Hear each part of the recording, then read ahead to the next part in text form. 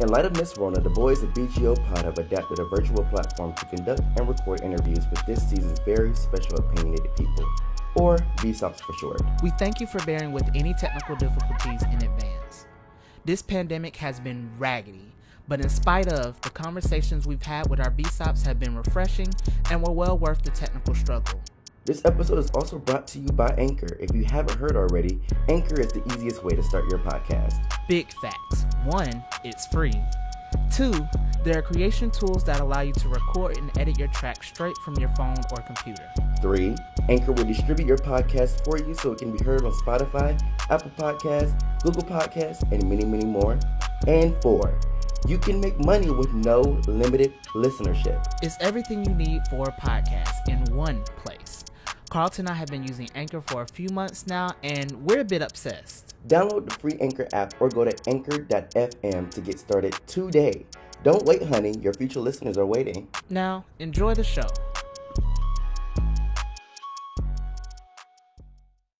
Sean, have you heard of Trends Studios? Trends? You mean City Trends? No, fool. Trends Studios. They specialize in audio production, video production, animation, and branding. Oh, okay. I mean, so if I want to beat or help my YouTube content, this is the place to go. Yes, for any of those needs, you can give them a follow on IG at trends_studios or check out their website, www.trends-studios.com.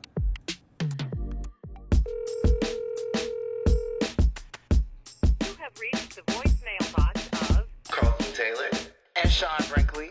We are unable to answer the phone right now. So either fuck off or enjoy the show. And a period.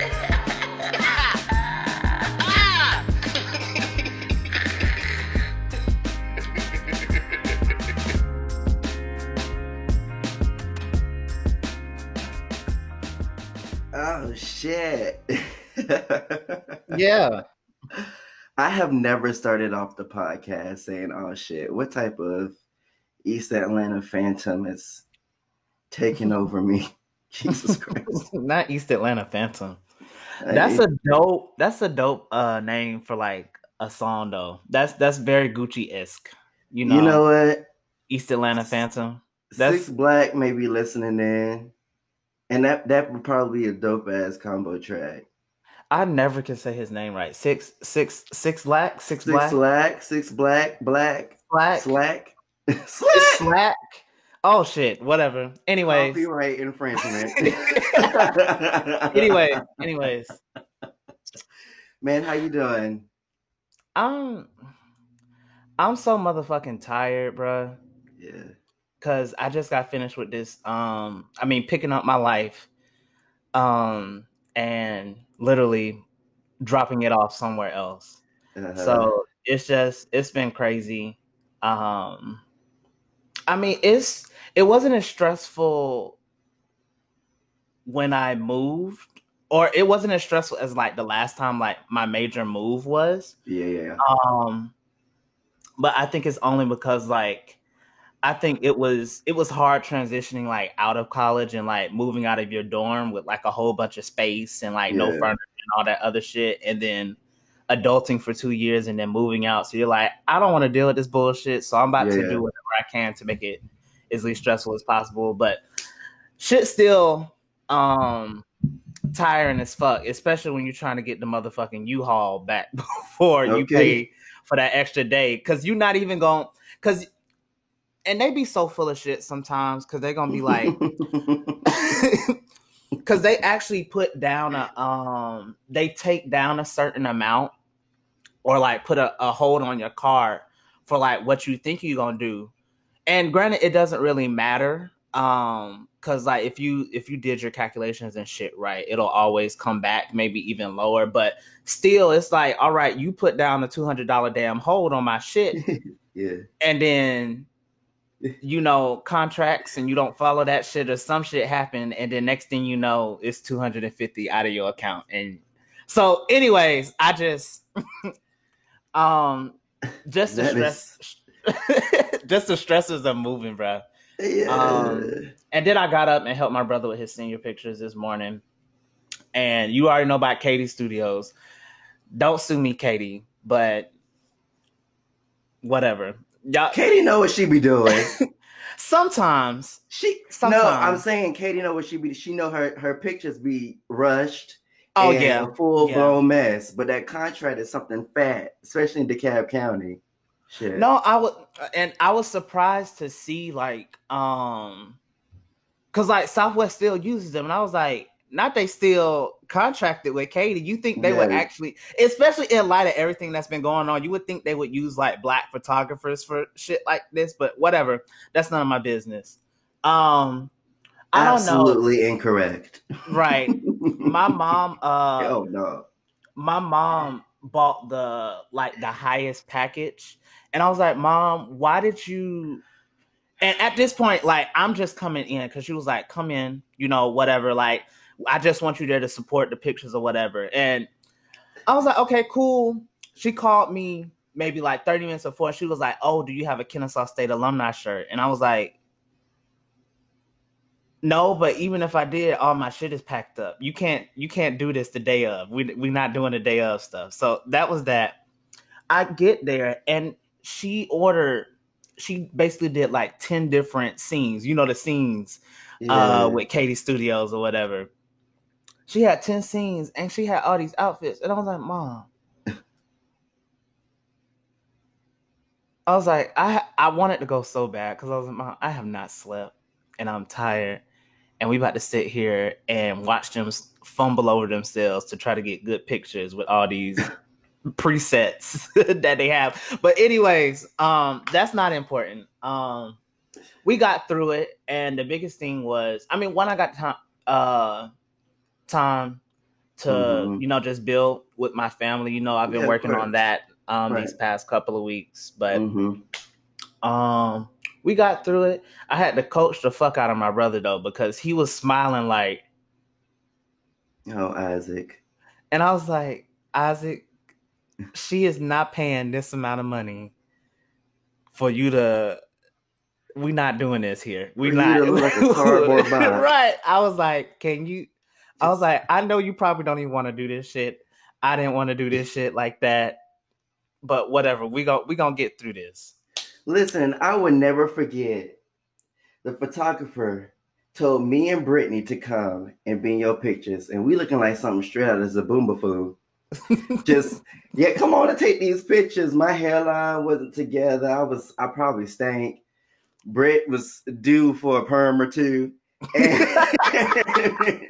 And we just, and your mama putting them pictures up in the house, and we had to look at it every time we walked our musty asses into your mama's house. And I just remember being so traumatized because I was like, this is being documented. Thanks, Katie Studios. My brother had that same look in his eye. It was like, we're taking pictures of this. No,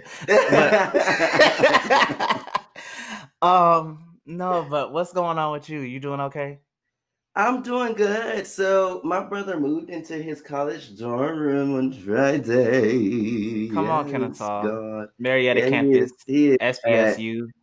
Yes, he is at the former Southern Polytech at Kennesaw State, Marietta campus, Marinara campus. And what did you call it, Sean? No, you said Smyrna was Smyrnega. Yeah, Smyrnega. Okay, interesting. Yeah. Well, I don't know if you can say that about Marietta, but anyway, it was a very interesting experience. You know, working in housing, I just don't take no shit. And then I don't take no shit when it comes to my brother either. And so I had to let some people know about themselves. But we got him moved in smoothly. You can tell that he was ready for that transition because the class of 2020 was just screwed over. Like, they were butt fucked. Yeah, of like what? Because you and I both went to Southwest, and one of our VSOPs also went to Southwest, so we know what it's like to celebrate your senior year of high school. And that was just completely stripped. He couldn't go to prom. He didn't have senior week. Their senior week was actually virtual, and they treated it like some type of 60-day weight loss challenge. And I was like, what the fuck?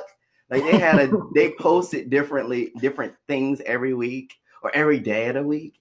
And my brother actually won like the banner making contest for it. So they used his design for the whole week. And I was like, that's "Kid, I'm cute. so proud of you." That's cute. Yeah. Oh God. Oh Jesus. Ooh. I had to belch. Ooh. I got good and drunk and high last night. Well, we're not gonna talk about that. But yeah, we moved him in and everything's good. He's been living his Was his best. room okay? I- Like, was his room together? Because From what I If- knew, people walk in and it's black mold everywhere. oh no. Kenya Not to wasn't put gonna them have on that. blast. Kenya wasn't gonna have that. I was thoroughly impressed. The photos online didn't do any justice. What was it? Was it it was HV? Yes, I'm glad that she used code Okay. because I ain't got time for people popping up on my brother's doorstep. Because that's a quick way to get boxed in your left. Well, if the getting in the building system works how it's supposed to work, he won't have that problem. It's when the key cards and the shits be broken where people can just walk in and out of the building.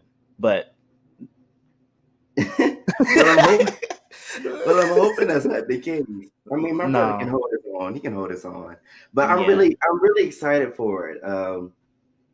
They have their own little system. He's in there with some people that he knows. He said his first night, he woke up the next day and he was cold. So that was his reaction. He wasn't scared or anything. He was just cold. And we had a group prayer for him yesterday over FaceTime. That's good. And so he's in good hands for what it's worth. But yes, I still wasn't taking no shit. I had to let that racially ambiguous man have a piece of me. I said, "How you gonna tell me?" Because okay, this is the situation. I'm gonna shut the fuck up. So, okay, so you have to wait. Typically, wait after you check in. You have to wait for the buggies, or at least they had you waiting for the buggies. So my brother's in line waiting for the buggies, and it's funny because my mom is like, "Did you do everything you were supposed to do?" And my mom, Keenan, was like, "Relax, like everything is handled. I've been preparing 18 years for this." And so he gets his buggy, we fill up the car, we go to his hall, get in there, have a conversation with one man, with three people, before we get in, rolling this fucking buggy, right? Telling all these people where his room number is. Nobody mentions that we're supposed to drive our car around and to unload from like the lower level because they weren't putting people on the elevator to go down because nobody was manning it. Right. And so we just lugging our black asses with all our black ass shit through the residence hall. We talk to another guy, tell him the number. He tells us to go to the elevator, and the elevator's, it's a wait for the elevator because they're only doing one family at a time. I'm like, okay, cool, COVID.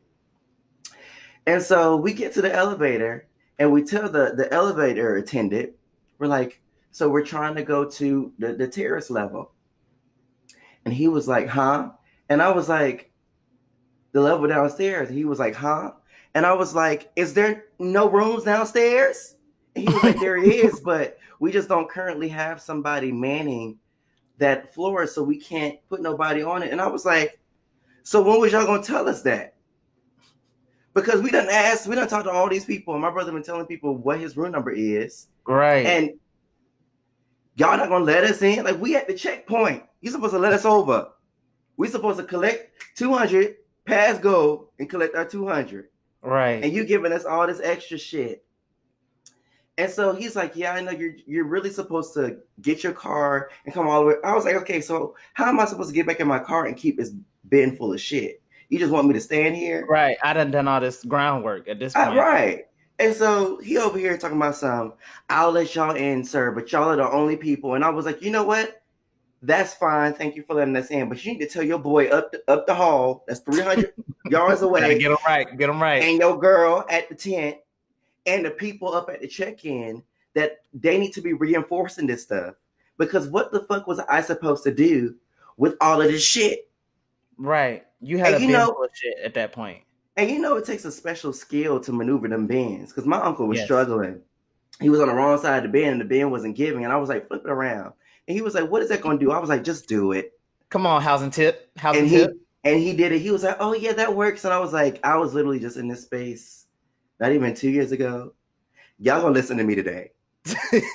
And so as somebody that's been told off by their fair share of housing people and parents and all that, I'm like, this ain't my first rodeo. We gonna get this done. And we got his shit in about 30 minutes. And so that's good. it was good. Then I had to duck off. But anyway, that's enough about all of that shit. Yeah. We are here for a different purpose today. Yeah. A different fucking purpose. Oh my God. We have some very special, opinionated people in this whole. And I named these type of people VSOCs because Sean and I enjoy a good brown liqueur. Yes. Liquor. It's something different. Right. But fuck it. And so, oh my God. So this is going to be a continuation of our pop culture segment. And so we've brought on some really good people, and these are all Sean's people. So I'll let you segue into that space, Sean, if you pick up what I dropped off.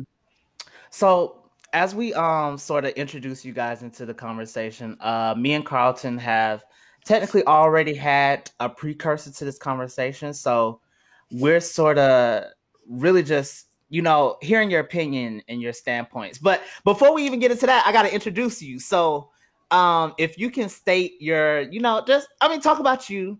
We can go one at a time. I mean, you can talk at the same time, but that's probably not going to be productive to the conversation. But I mean, just introduce yourselves, your background, what you do, whatever you want to tell the people. So who gonna start, Sean? Right. Oh, I gotta say it? Yes, honey. Okay. I mean, Kadeem, we can start with you since you right next to me, right here. Right. Yeah. Adjacent. So I'm Kadeem. I went to Kennesaw for a minute. I do music. I've been doing music since I was in like 4th grade. Played tuba, did Coachella. Yeah. I'm pretty cool. I did Coachella. I did Coachella. I did Coachella. Whatever. Anyways. And I live for that because at this point, I fucking know Beyonce. I mean, I fucking know Childish Gambino. Like my best friend did Coachella too. Like what the fuck? Jesus. Subconsciously popping. Terrell, what about you? Tell us a little about yourself. Hey, what's up, guys? My name is Terrell. I'm also in the music industry, been doing music for a while, officially launched my own production business back in 2018, late 2017. Haven't done Coachella, but I did some work with Google. And, so, yeah, have a little bit of an opinion. So I'm here to share it with everybody. Just a very special one. A very special opinion. Absolutely. Yeah. So I'm going to run that shit down. I don't give a fuck. Right. I'm Jesus Christ. But both of you guys talked about like sort of two major things that like y'all are really downplaying like fuck right now. But like working with people and doing Coachella, can you guys talk about those experiences and like what they meant for you, if you don't mind? So as far as the Coachella experience, I tell everybody like before I went there, like I wasn't even like a fan of Beyonce. Like, I mean, I listened to her music, like my sister and mom listened to her music, but I just kind of looked at it as like another opportunity. Period. But boy, when I got there, like to know that like this person personally like went through all your social media profiles, like looked at every picture you had, every comment, and picked you for it. And to see the amount of like hard work that she puts in, like it makes you rethink what hard work is. Like I used to think like, school and 2 jobs was hard work. But I'm talking about when I got there, like Beyonce knew everything. Like she knew camera terminology. She knew video terminology, like production terminology. Like it was points where she wanted us to like play in different keys, like that, you know. It'll be like, hey, this, See, yeah, like, and at first, like, you know, you think, oh, this is a singer, like she don't really know, you know, music like that, like that. But when she hit you with that, hey, we playing in D, let's play this in A minor, and sing it for you, and you just got to kind of know what you're doing, like, oh, see, I would have gotten fired. I would have had to think that whole thing through. I'd have been like, sis, hold on. right? I'm like, How many flats I got to Yeah. take away? Oh, no. I was like, Like, That shit is crazy. I mean, she's a music engineer. She's a producer, a songwriter. And I mean, the way she built in those harmonies for Destiny's Child, I mean, it makes all the sense in the world that she knew all these different things. yeah, like it definitely was something humbling. Like you think that, you know, you go out there and you already think that you're like good per se. But then you go there and you're meeting like people that's been around her for years, like people that's been around her since Destiny's Child, you know, and just kind of seeing like the mindset that everybody else was on. Like, it's like, yo, like I can't leave here and be the same person I was. Like, I gotta like go harder than what I was doing. Like, it's like that. Beyonce almost has like that Mamba mentality, you know, like R.I.P. Kobe. But like their mentalities are so similar because they're never okay with like being like just good enough. Like she wasn't doing Coachella to be good enough, you know, to be another performance. Like she was trying to, you know, wake some people up. And I definitely think Right. that with that performance, like she did a damn good job. So yeah. So I got a question for you, Kadeem.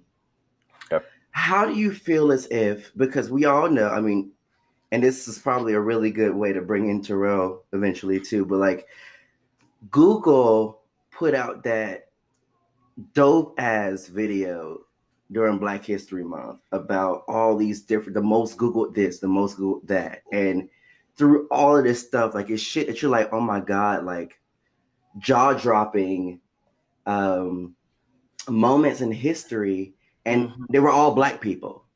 Right. And for Beyonce to be in this space, to be in Coachella, this very like this derivative of Woodstock, this very traditionally white, traditionally, you know, a certain class attends these type of events. For her to be in this space and for you to share that moment with her, what was the energy going into that? And like, to what extent was it like based in just the glory that is being Black and the glory that is being Black in this space? I know it's probably loaded, but no, you're fine. take it with a grain of salt.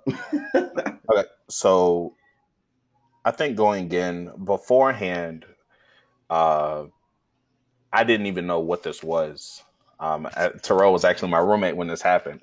And I remember telling him and all my roommates, I'm like, hey, like, I just got a call. I got to go. Like, I thought I was going to New York.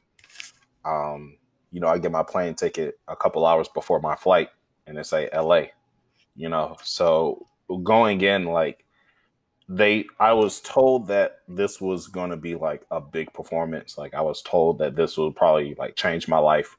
So I'm thinking Nike, Google, Apple. I'm like, performance to change my life. Like, I don't even know. And the crazy thing is, like, when we got there, without like going too deep, but most of everything was done. And there wasn't like sheet music per se for us to kind of like learn. It was kind of like, hey, these are the songs that we're doing. We're going to give you the day to learn it. But by the end of the day, we running it, you know?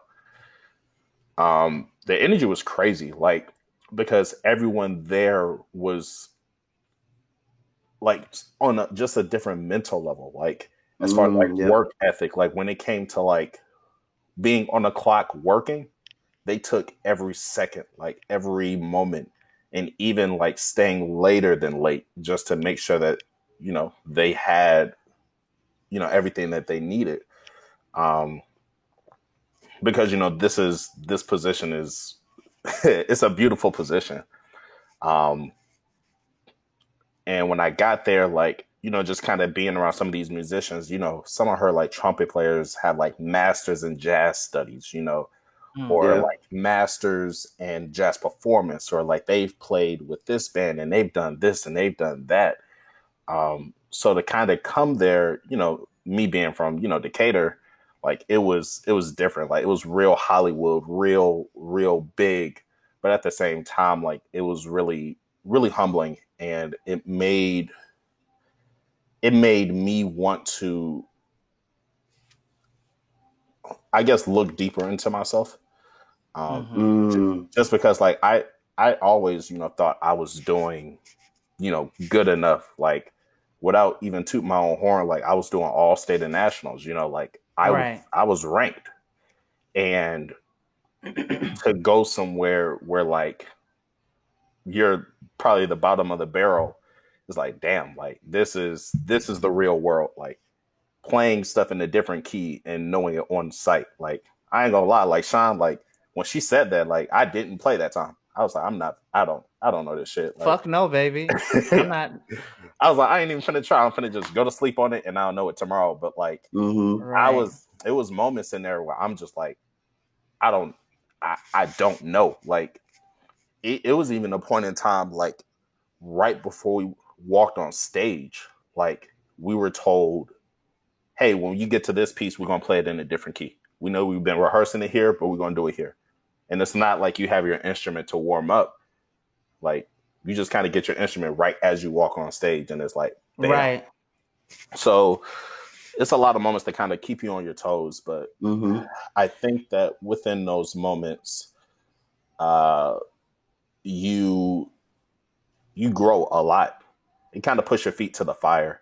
And it kind of shows you like if you're really ready for like that world. Because a lot of people say, yeah, I'm ready for this entertainment world. But it's like once you get there and once you're put in situations where you're around people that can do stuff that maybe you can't do, it's like, how do you react to that? Like how do you maneuver? Like how can you adapt to situations?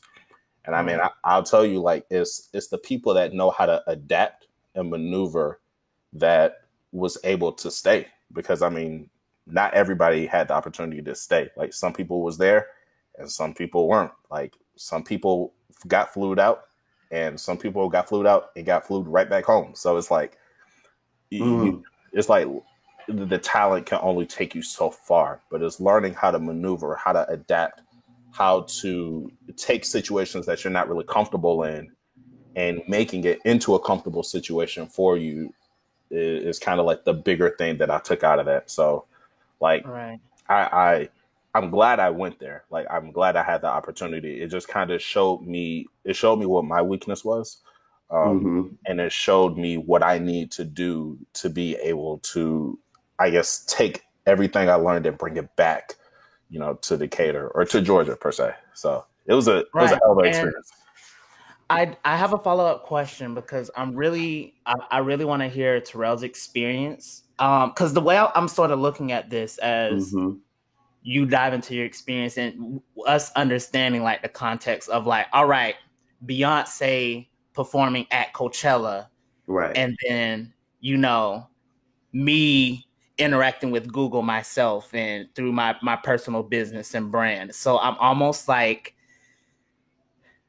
I have to ask Kadeem because we're used to performing in those spaces, and at least for me and what I've been sort of, I don't know, really trying to stomach. Like it didn't necessarily register when we were performing in those spaces when we were in high school.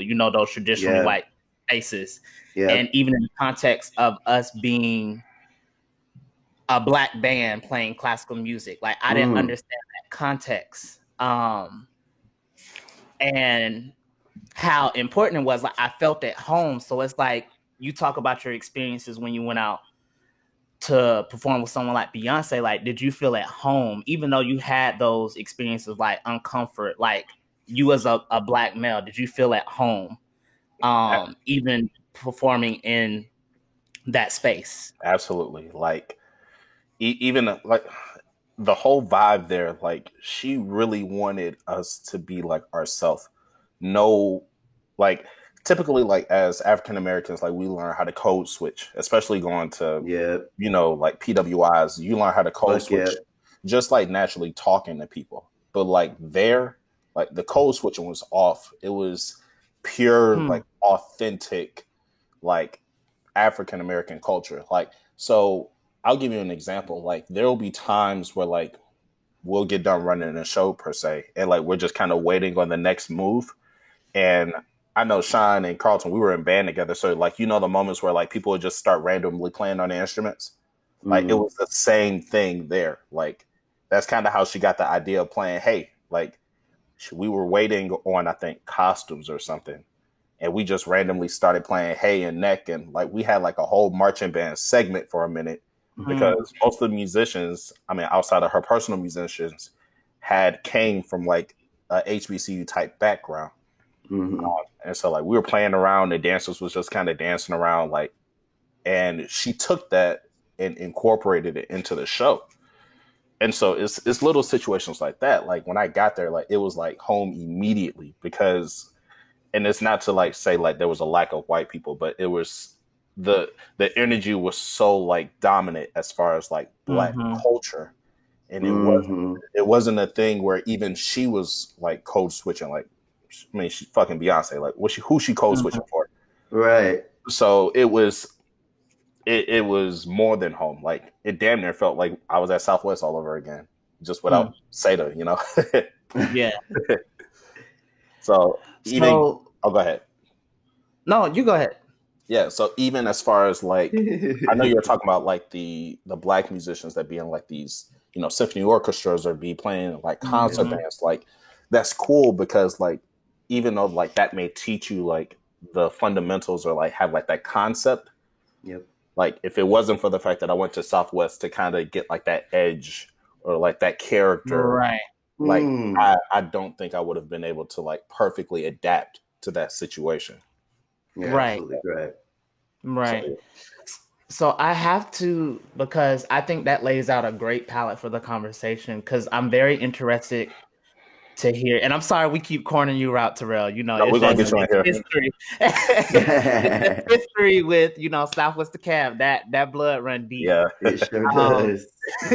But because you have experience with, I don't know, truly being a freelance person in the music industry, and approaching these different companies who and let me know if I'm talking out of turn, because I don't want to misconstrue your story or tell your story the wrong way. But you working with Google and Watch the Yard, not so much because I guess that we can call that a Black platform.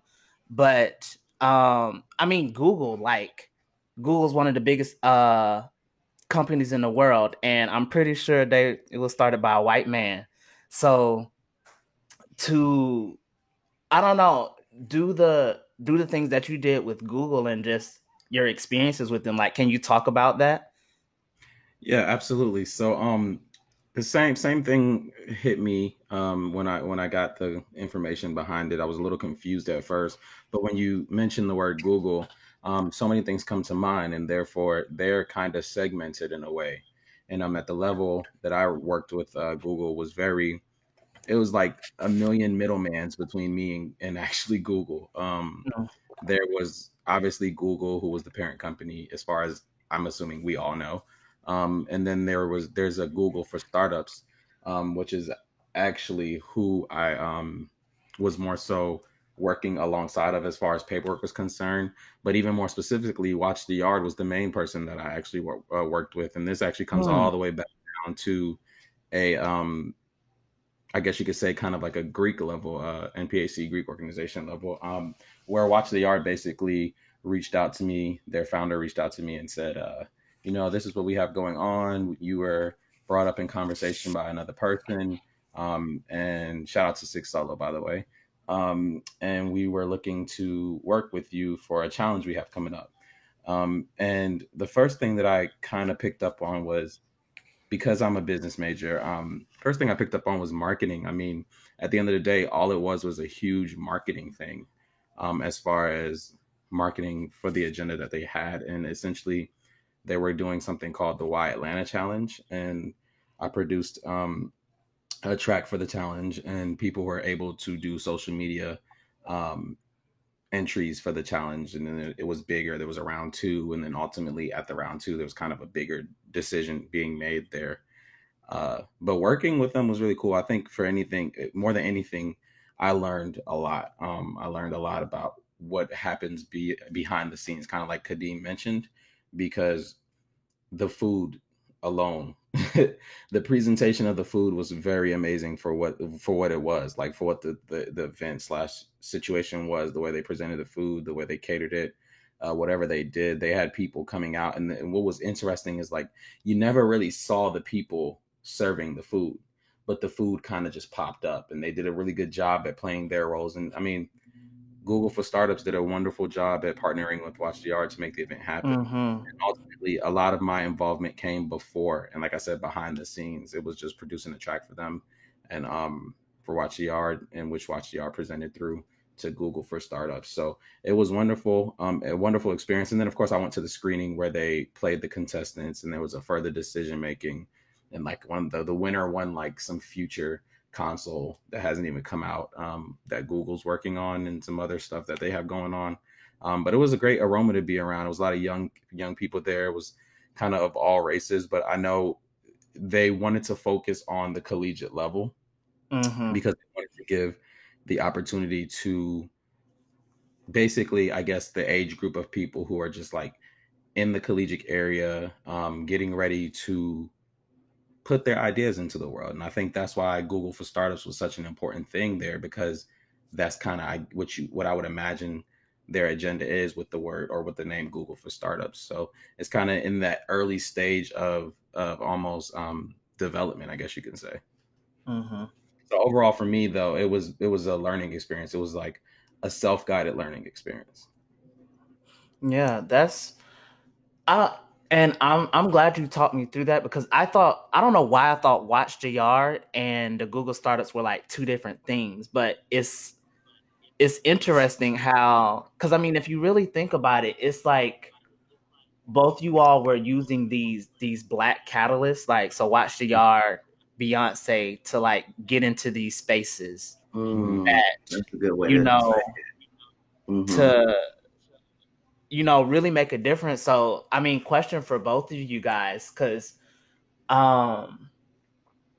it seems that I don't know when pop culture really started becoming like a thing and like running side. Ooh, I can't talk. I can never talk on these things. But like, what do you feel?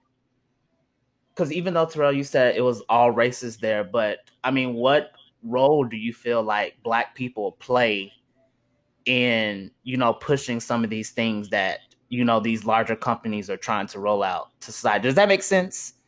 Yeah, definitely. And again, only speaking, I guess, more so from my degree standpoint, going to school as a business major. It really, a lot of it comes back down to marketing, man. Like when with pop culture, the Black race influences it. I mean, if not 100%, 110%. So Correct. when it comes to pop culture, these brands are coming in. I'm not just going to say Google. I mean, it's everyone. Forever 21, Fashion Nova. Everyone is using pop culture to sell something. Unfortunately, unfortunately, it's always a good and a bad side to it. And the main one I know, if you're not talking about Google, which is behind a lot of things we don't even know, but you look at someone like Fashion Nova. Every time you get on Instagram, an artist posts something, a picture, more than likely it's related to a Fashion Nova deal. So when it comes to like their outfit or accessories or whatever the case may be. So a lot of the times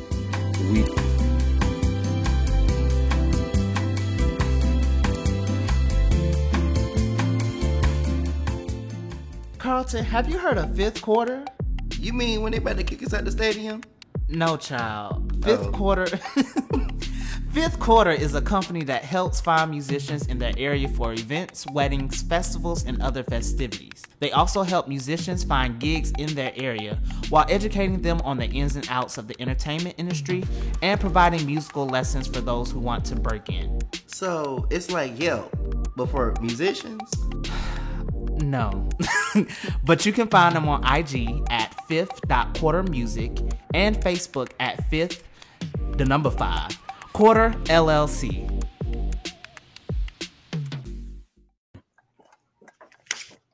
Back at it, baby. In and out. In and out. God damn. It was good too. It was good. It was. We were getting there. But if you could pick back up where you were. Yeah, so essentially I was saying with the level of influence that the Black population and Black culture has on pop culture, the marketing behind these companies to trying to sell things, they kind of go towards social media because of the day and age that we are in, 2020. You know, technology runs the world. So you put together technology, you put together pop culture, which is probably the biggest catalyst to sell something at this point in time.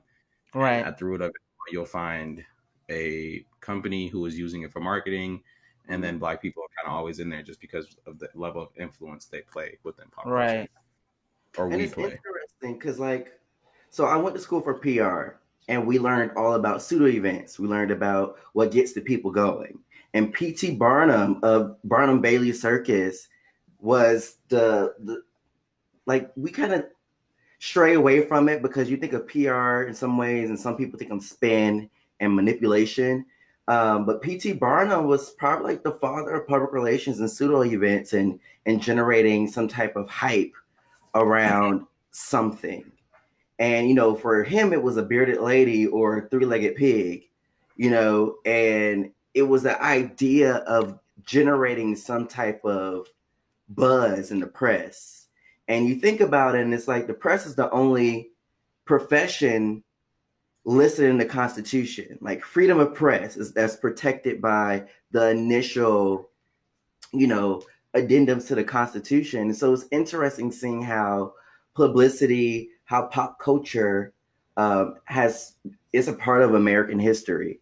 And the first celebrity that's documented, at least in the history books that I was reading in Mr. Maples' class in APUSH, he was a preacher. And so it's like how even at a point in time, religious leaders were considered the buzz of the town. And so now in 2020, it's the idea of that we're living in this new world that's reliant on tech and reliant on advancing ourselves technologically and competing with other countries. And then it's also this understanding of Black talent. And, you know, we're riding off of having 2 terms of a Black president, and this understanding of who we are as a people.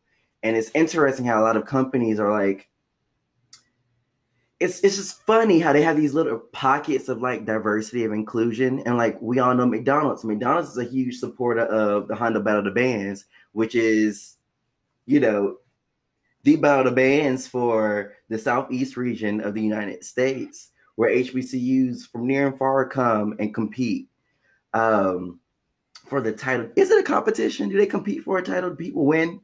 I mean, unofficially. It's more like a crowd, like Street street cred. That's a good way to put it. Street But cred.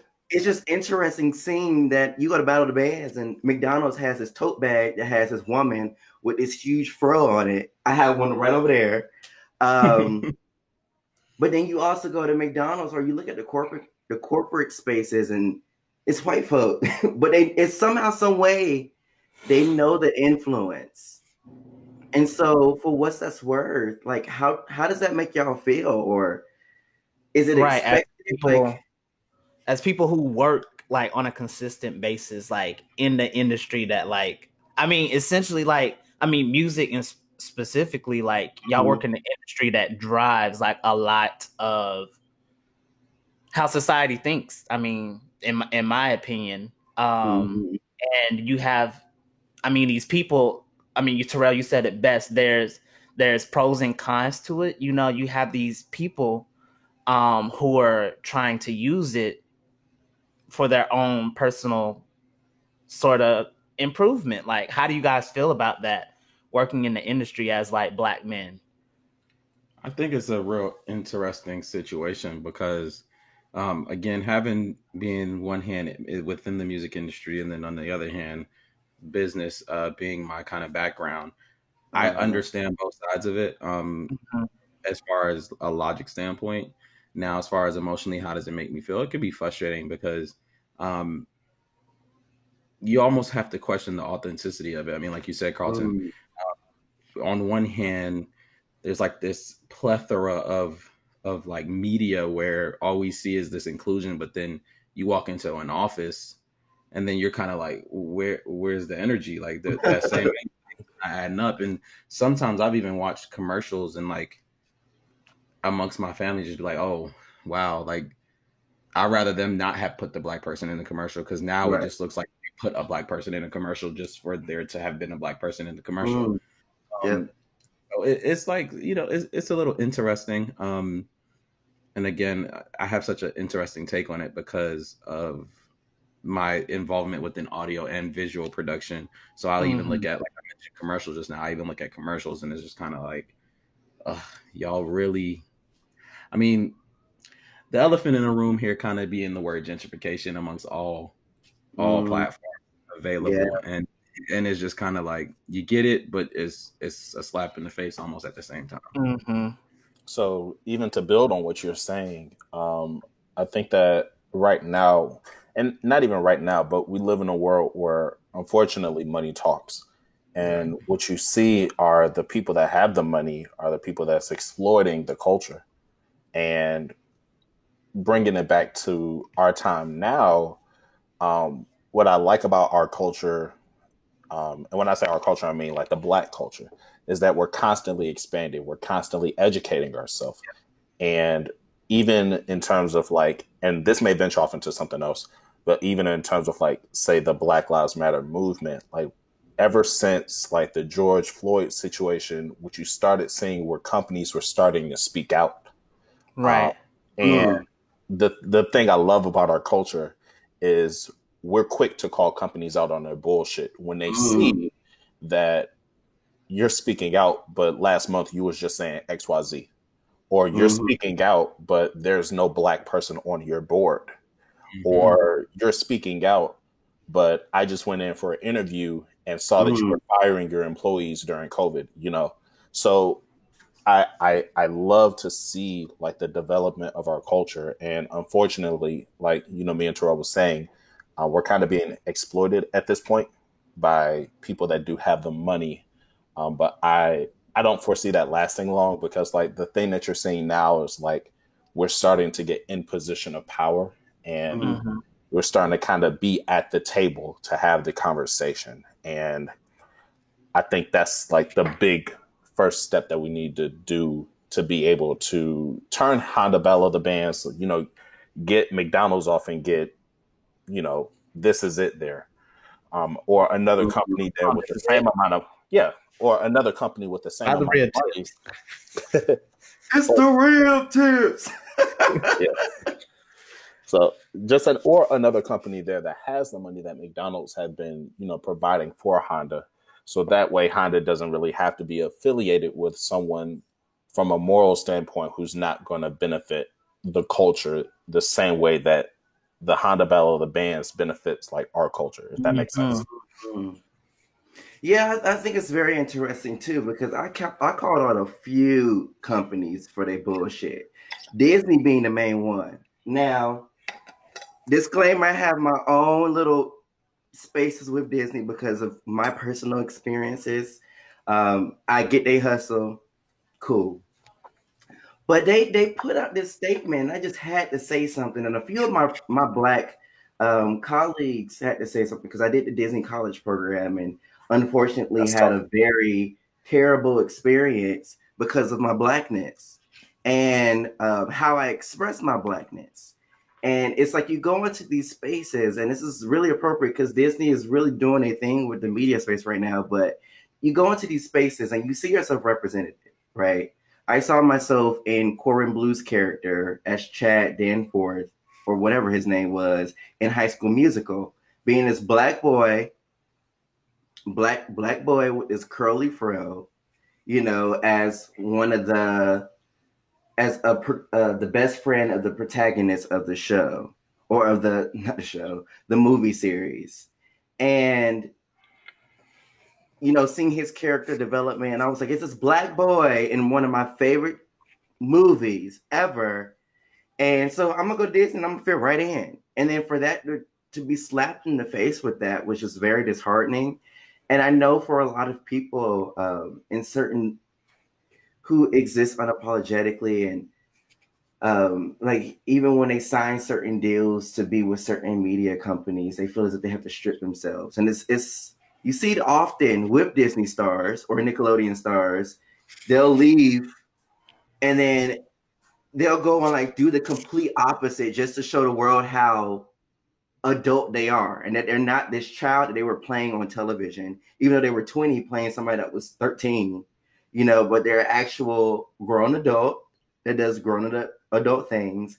And I feel like for Black folks, especially, I just almost wonder what that, and I'm trying to think about somebody specifically, because of course everybody that comes to head is like Britney Spears and Selena Gomez.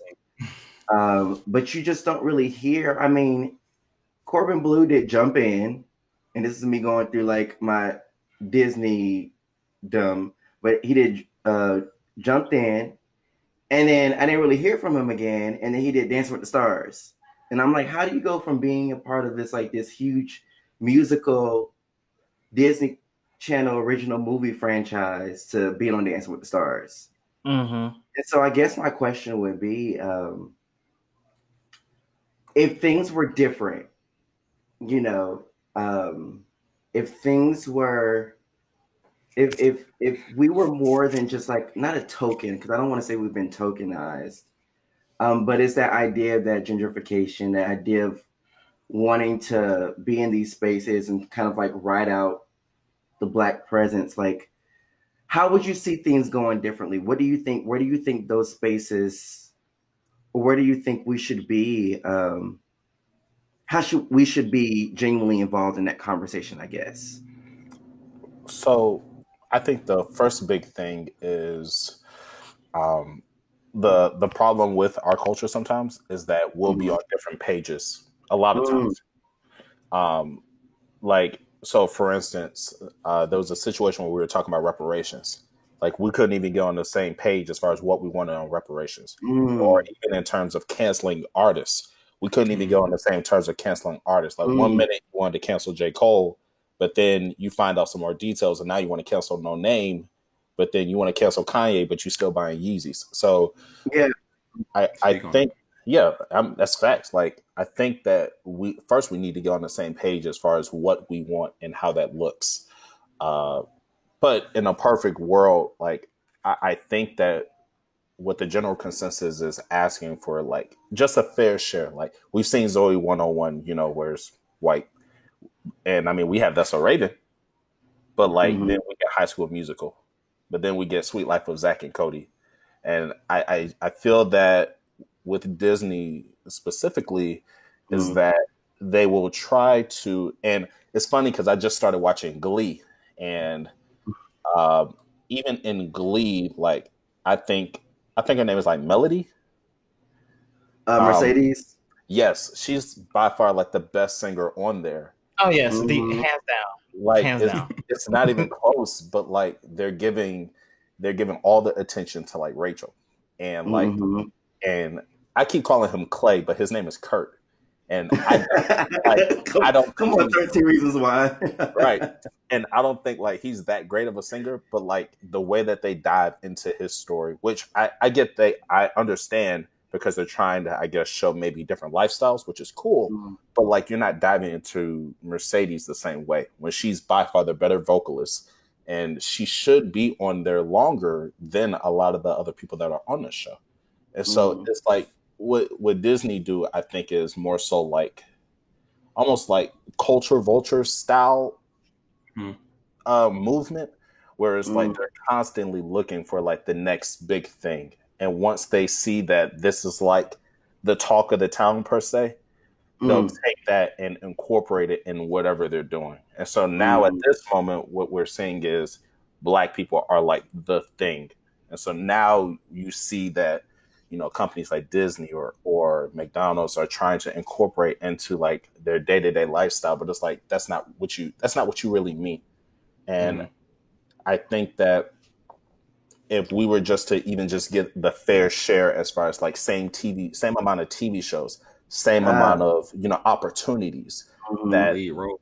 yeah, like same amount of lead roles. And it's not to say like give it to us, like we have no problem working for it. But it's Right. when we work for it and you see that we have the ability and you still deny us based on your bias, that's where the problem comes in. And so if we were just given that fair share without the bias and at least given the opportunity to fail, then, you know, we will be on some kind of even playing ground. But until then, like it's just going to be like a tit for tat battle. Okay, so I want to dive in. Oh, go. Yeah, I want to jump in on that because I mean, while I understand and agree completely with Kadeem, I also have another outlook on it, and I think it really just starts with the individual. Because, and again, there's always a world of adversity, you know, out there, but a lot of the times, you know, the Black culture comes from such a hustle ingrained mentality that they will kind of, and this is where you get the whole sellout thing. They will kind of take the first opportunity and allow these companies to pitch them bottom of the barrel. And they don't fight for them. You know what I mean? And it's because, and like I said, at the same time, these big companies have no issue replacing you. They'll do it with the snap of a finger, quite literally. But I feel like, you know, I'm an advocate for entrepreneurship. I'm not one of the ones that just throw it in your face and just kind of like make it a huge deal. But I feel very strongly about it. It's not the only way to life. But I feel like a lot of the times I wish some of the Black culture will hold on to their gifts and their blessings a little bit longer before kind of selling it out for the next dollar. Because, I mean, that's really what it boils down to. We're in a world of so much adversity and such limited opportunities. The first opportunity that comes knocking is often accepted with no real consideration, no real thought, no real, you know, meditation. So while I completely understand where y'all are coming from, I think also we could do a better job, kind of like Kadeem mentioned, getting on the same page and understanding, hey, these companies are running a business. So let's not assume just because they offered you this amount that this is what's best for you, because 9 times out of 10, this is just what's best for them. So, you know, but at the same time, I understand that they take the opportunity because that's the opportunity and there's very limited opportunities available. So I definitely understand and agree. So with that context, because, and you guys know what podcast you signed up for, Black, Gay, and Obey. So we have to throw this in here. I think you hit on something really important that I want to try to dive into, because we talk about limited opportunities and we talk about this idea that we're not even on the same page. Just from my vantage point, you know, I can say I've seen a decent amount, not enough, but a decent amount of Black representation on these shows. But as a Black bisexual male or queer existing male, often my roles are, you know, they're because Black roles are already stereotyped, but when it comes to that identity on top of itself is either, you know, super flamboyant or this stereotypical gay or this, you know, this very problematic persona about what a Black gay man is. And sometimes if you don't even see that, you just don't see it at all. So I really want to ask you guys is, I mean, and if you don't know, that's fine. But do you feel like the idea of like queerness or being gay or being a part of the LGBTQ spectrum hinders us in this, you know, this fight to be equally represented in this influence for pop culture, you know? because we have the talent. But it's like when it even comes to ourselves, are we even giving each other a fair chance? And Does that oftentimes question make sense? the talent is, and oftentimes the talent is there. It's just not being put on the forefront. The ideas and Right. conversations are happening behind closed doors, but it's not being vocalized. And so just adding that space in there too. So feel free to Right. respond. Because even building on the question, Yeah. right, even building on the question just a little bit,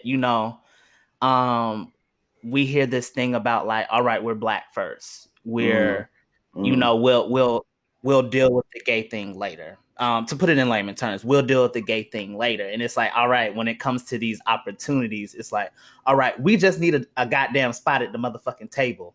Like, we don't need a gay singer. We don't need a gay pop. And I'm sort of diving out of pop culture a little bit, but a lot of the leading things that we sort of consider successful happen in pop culture.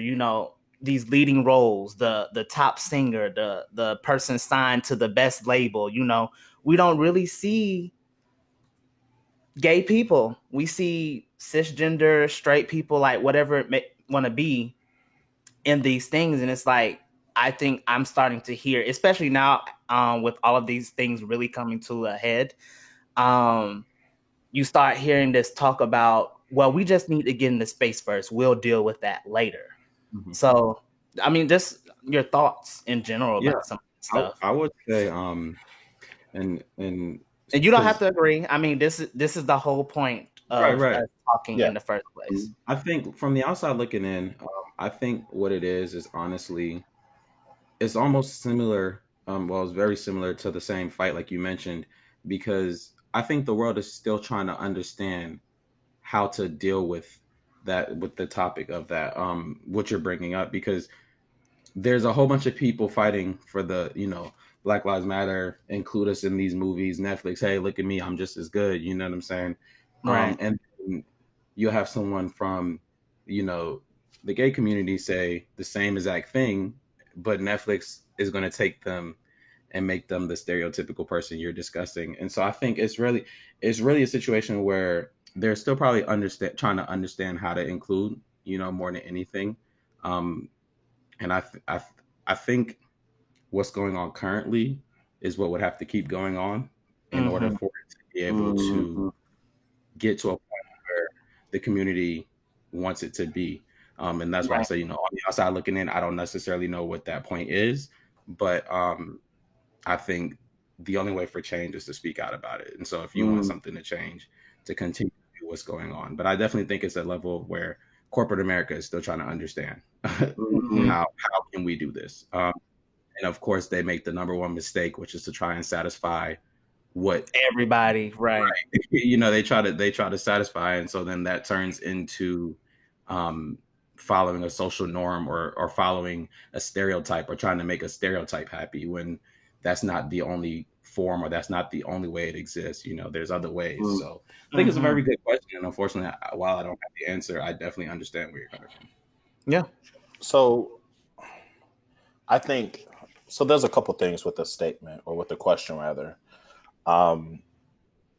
regarding like our culture, as far as like, and I'm going based off like what I see on Twitter, like going off Twitter, like the main people that you see that's kind of like I don't want to call them like spokesmen for the Black culture, but the more predominant people that you see speaking are either women or gay men, which is like great. And it's crazy to me, because as strong as they are in the Black culture, it makes you wonder, why can't they get the same respect as Black straight men?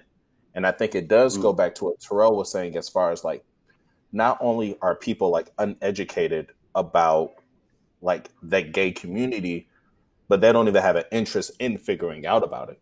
Because, I've seen threads all the time about, how it would be like this gay guy who says something, and then like all these straight niggas will start bashing him. And I'm like, yo, like, why are y'all even doing this? Like, if we're all part of the same culture, it just goes back to getting on the same page. Like, you're not even on the same page with this.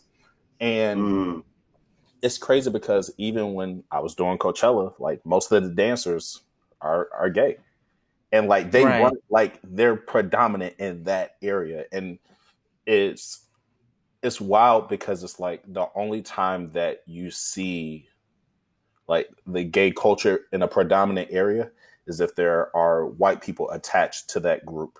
So like when it comes to like dancing, like there are white gay people that dance, so they're gonna let black gay people dance as well. But if there was no such thing as like white gay people, I don't think that black gay people will even get the same amount of respect because like you're doing too much. Or back to what you were saying, Sean, they're kind of giving you like that stereotypical like problematic role. And even going to the question as far as like why they're giving you that role, like they don't know what else to do. Right, they don't know what else to do. But I'm so baffled. Okay, because not that I'm not challenging you guys, but Yeah. I'm challenging what you guys are putting forward.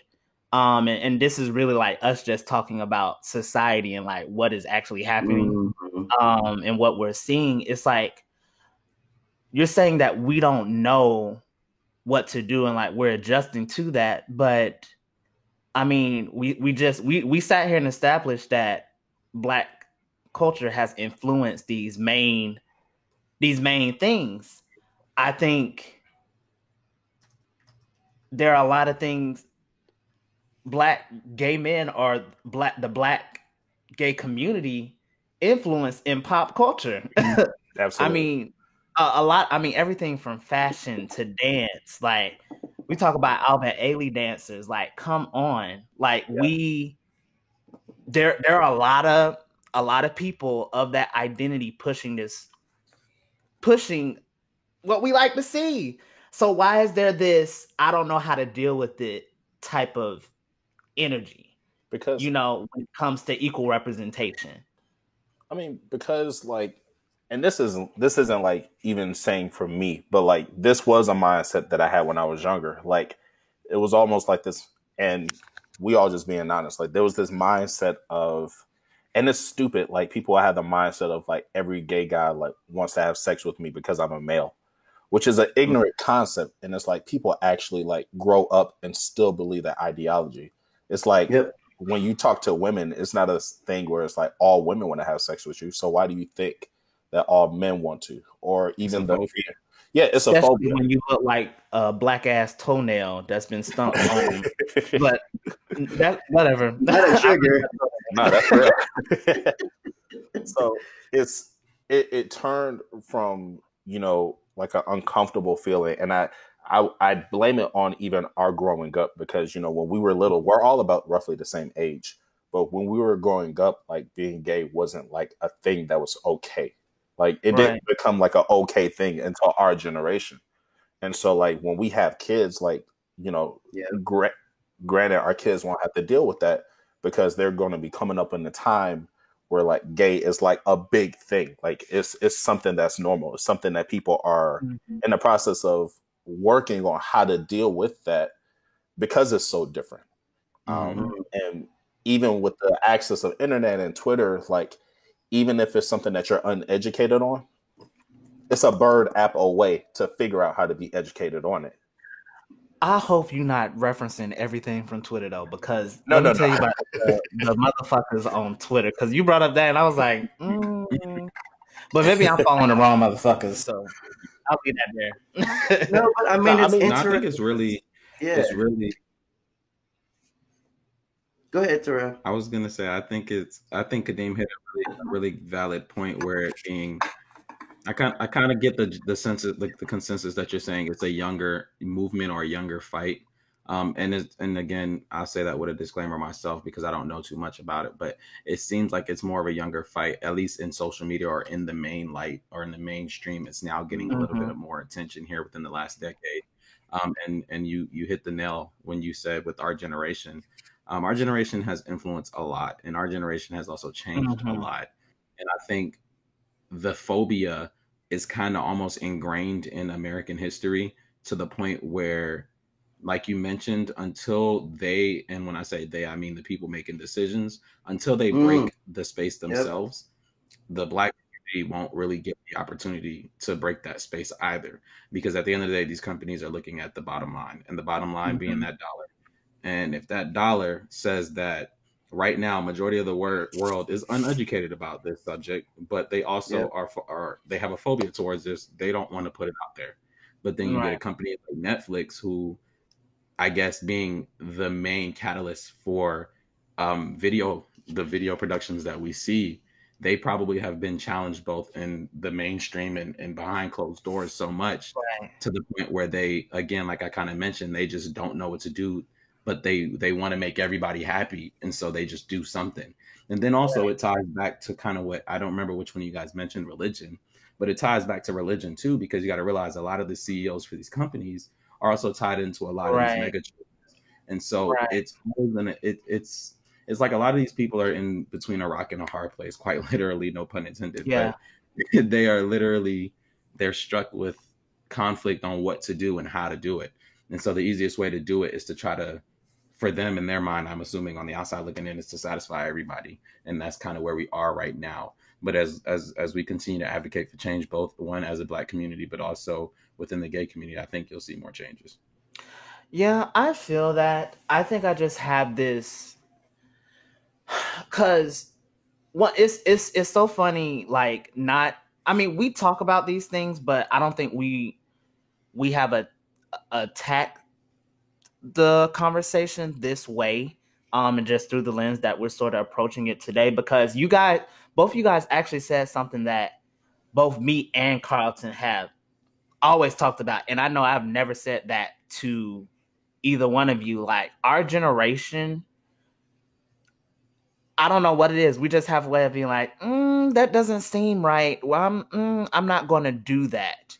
And I think it's a very good characteristic to have, because it's not the first time that I've heard, generations after us, they really won't feel what you're feeling, know? And I try to hold on to that when it comes to, I mean, I talk to y'all about my struggles with my identity and the spaces that I exist in, like, all the time. So I get it. Like, I get that it's not going to change tomorrow. It's not going to instantly be better tomorrow. And definitely our kids are probably going to experience things way better than what all of us experience, even in our different contexts or whatever. But what I really begin to push, and I guess this is where people can say it's like, you're doing too much, or it's not enough, or you're being a radical. It's like, all right, I'm working for future generations, but this, going back, Terrell, you said it, going back to this idea of yourself and working for yourself is like, I have to make it for myself. And if I'm going to do anything to build for the future, I have to have something for me to make it through. And I'm not sure if that's just the privilege of our generation speaking, because, we didn't get shot down with water hoses and shit. We're dealing with just a lot of systematic bullshit. We don't really, we deal with direct racism, but it's not on the scale that our ancestors dealt with, discrimination, all that other stuff. But I still feel that pressure, and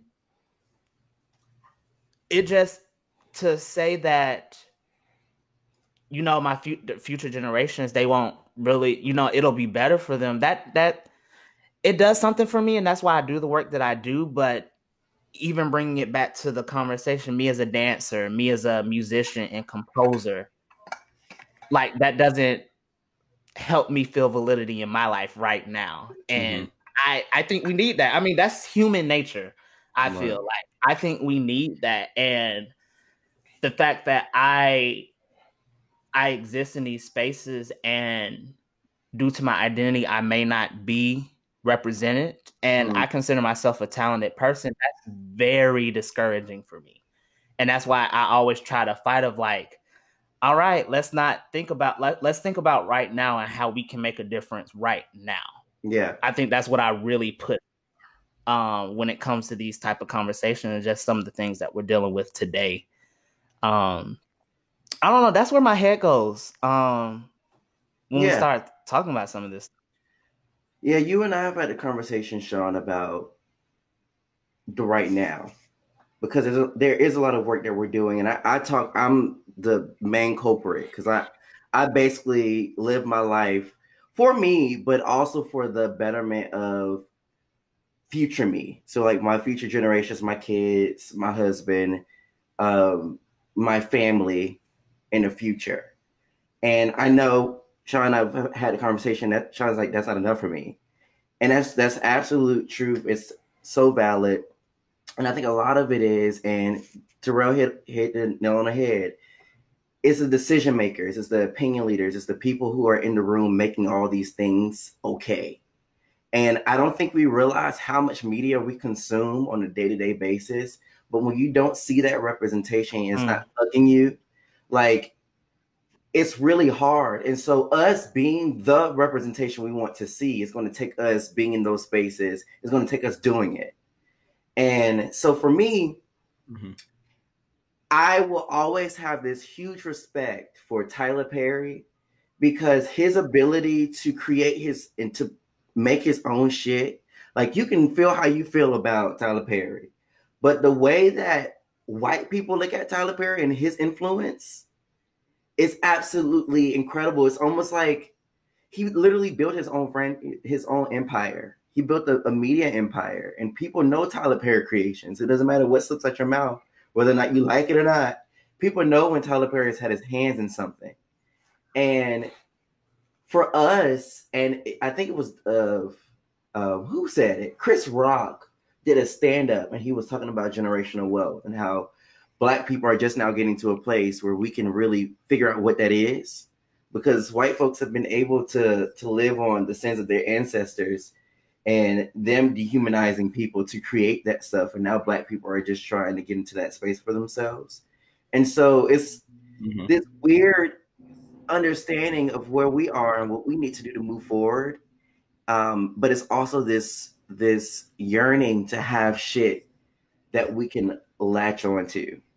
And I think for me, that's why Homecoming, why Beachella was just such a moment for me. And like, I'll never forget, the police was called on me that night because I was screaming so loud. And my friend's roommate thought it was a domestic violence dispute, which hurt my feelings because I was like, damn, that's what I sound like when I'm happy.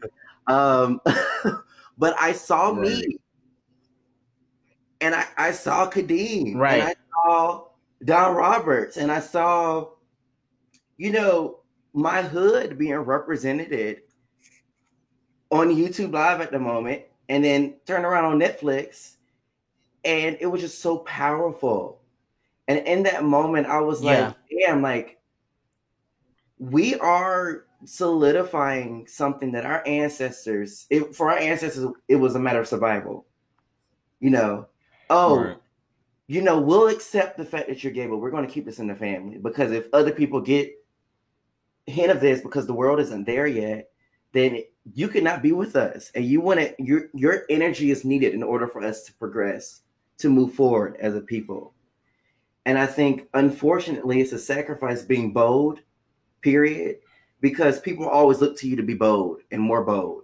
And it's this weight on your chest to be bold all the time, but you can't always be bold. You're human. Like being a creative, you're not going to always be creative. Sometimes you're going to sit in front of your computer and be like, fuck, I don't know what my client wants. Or I don't know if I can convey the feeling that I'm thinking because I can't think right now. And you're human. I think in so many ways, Black folks, we've had to be superhuman. And we are superhuman. Like, I feel like we're God's chosen people. But I'm not going to get into that. Like, we just have to find that inspiration within ourselves. And we have to dig for that inspiration. And it's not fair, but it's the cards we've been dealt because we just don't have it. We don't have it to look at.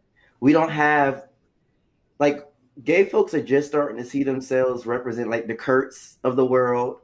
And I applaud Ryan Murphy and his team because they turned around, they put Unique as a character, as a trans character. And it was like, damn, not only are you putting this Black person up, but you're making them trans too. And you're talking about it as if you're actually unfolding these conversations. You're unfolding this very real narrative of thousands of people. And so it's Right. you're stuck in a very interesting space because I feel like you have to do the work in order to see it. And I mean, it's like when you're feeling something and your feelings are hurt, and somebody that you know and love is the one that hurts your feelings, right? And they're walking around like, oh, oblivious to it.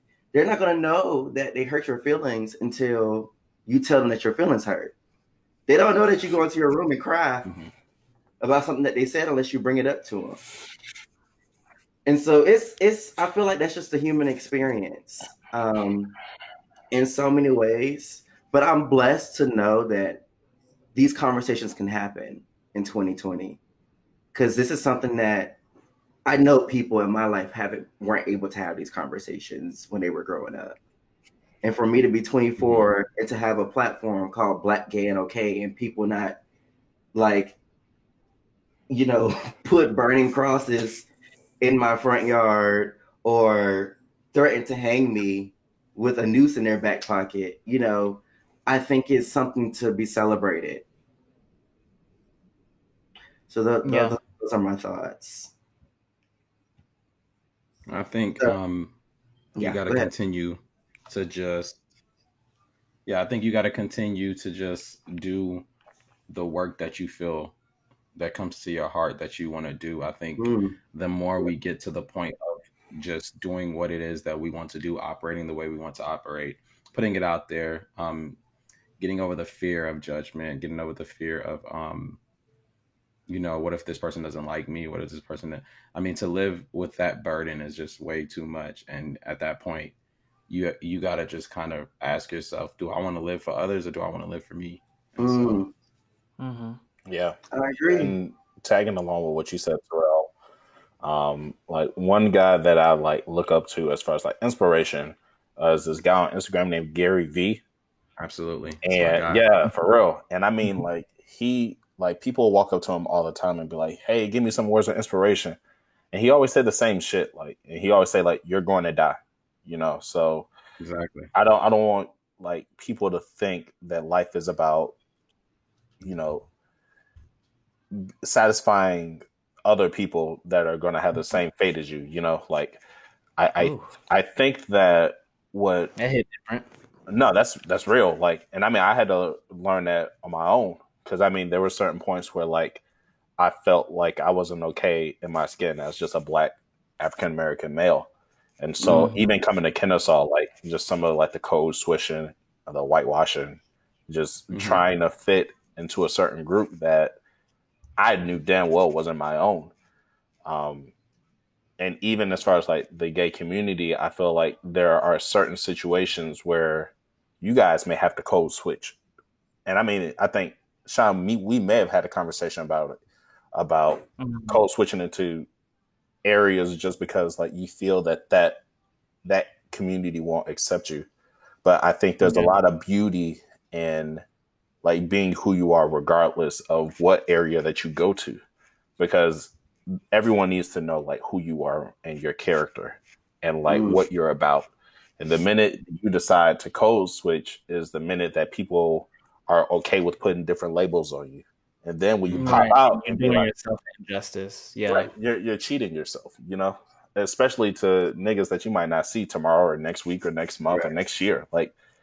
Some of these people are temporary. So I think that the biggest thing that we can do, especially understanding situations that we have social media and everything's recorded, is be our best self, because what you may end up doing is someone will see your confidence and be like, damn, I want to be just as confident as him, or damn, I want to move just like him, or damn, I want to be just like him.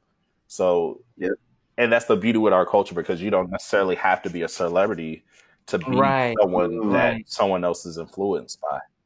So you being yourself, so you being yourself could be the best thing for somebody else who may be, closeted, or for someone else who just came out but is feeling the same pressure that you're feeling.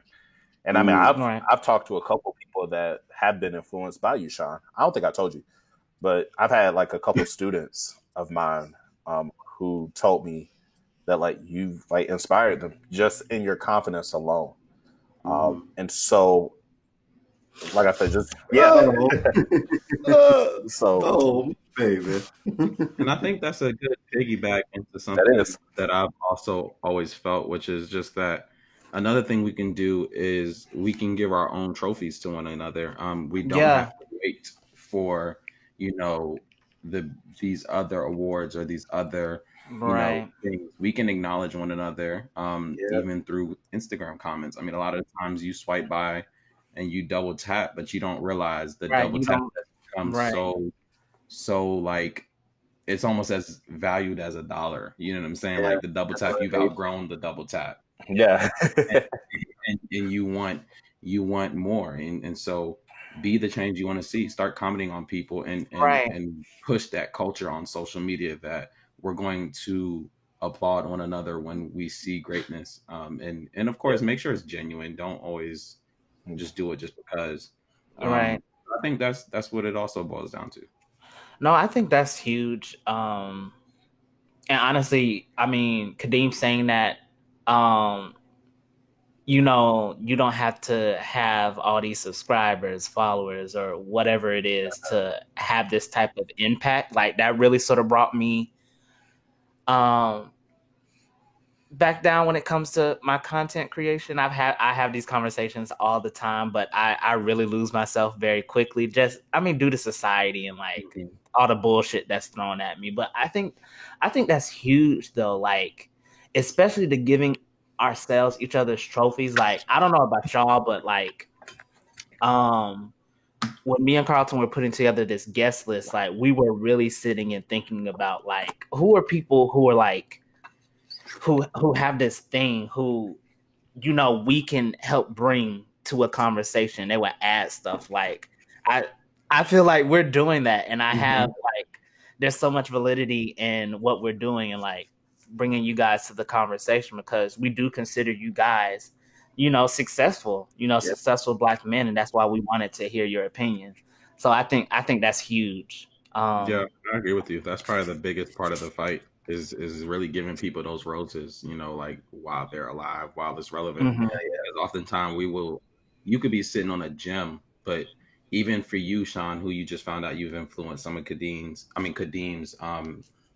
students, you now knowing that might propel you to get up another day and fight that fight. Whereas having that understanding because of what social media does to, the small populations of people. Like, not having that acknowledgement might have, that could have been your last day. You could have went and done something horrible. You know what I'm saying? So it's just, again, making sure it's always genuine, not getting to a point where it's so washed away and we don't value it anymore. You know what I'm saying?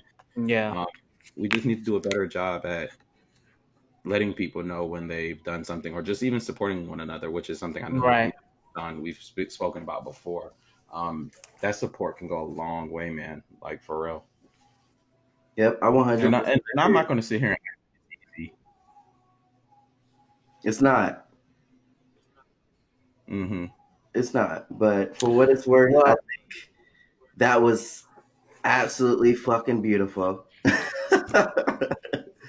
Like, and honestly, y'all rounded that out perfectly.